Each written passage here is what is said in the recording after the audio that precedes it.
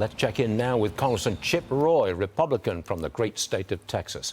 Let me ask you, what do voters in Texas think about these migrant buses and flights?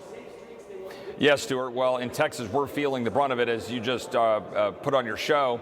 A resident of Austin, which I represent, was a part of that tragedy. I got a call from the mayor of Uvalde, Texas, 2 nights ago while I was on the floor of the House of Representatives, lamenting another death, another tragedy, another accident.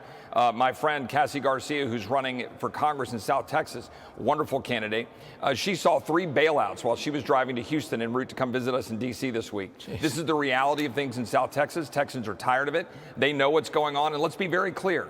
When Governor Abbott and Governor DeSantis sent individuals to the rest of the country to experience what we experience a fraction of every single day, they now have a taste of it, as that mayor from Eagle Pass said, and that mayor of Eagle Pass is still waiting on the administration to show up at the border. They are MIA. I will be at the border again this weekend. I was at Eagle Pass, where that mayor was just talking, in July, and I've been there multiple times because we know what's going on. And the fact is, we had 53 human beings die in a tractor trailer cooked in the Texas heat because this administration refuses to secure the border.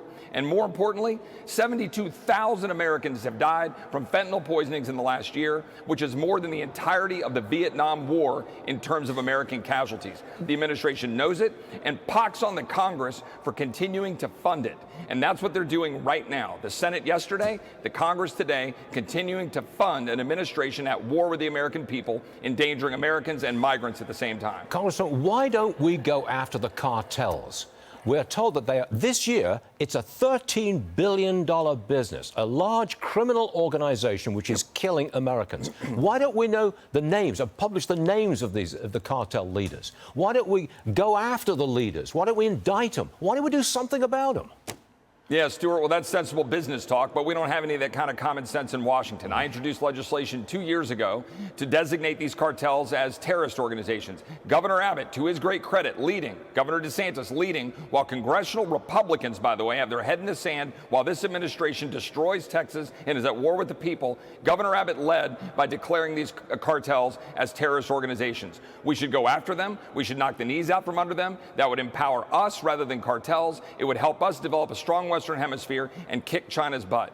But this administration refuses to do it, and Congress needs to actually use the Article 1 power of the purse to force them to their knees and do what the American people demand, which is secure the border, stop the nonsense with the FBI and the IRS, stop destroying our energy sector, stop driving up inflation. Let's actually use our tools in Congress to check this out-of-control executive branch. Do a lot of Texans feel the same way? I can feel it from here. I'm in New York, you're down there, and wherever, and I can feel you almost pounding the table on this.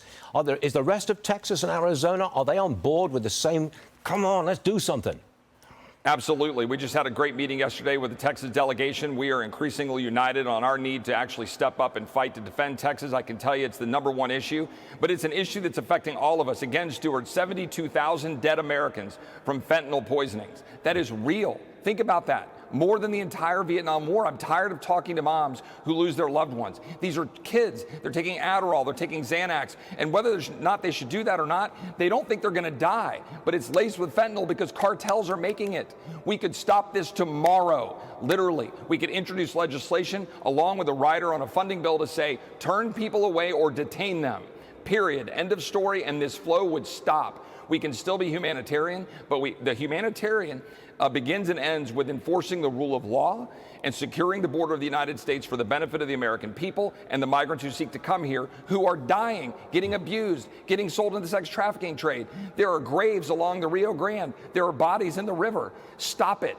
This is a stoppable problem, but this administration refuses to do it, and Congress needs to do its job and stop funding the very entities that are at war with the American people. Congressman Chip Roy, thank you very much for your intensity on this issue. It is shared, believe me. Thank you, sir. God bless. Thanks, sir. Yes, sir. Thanks a lot.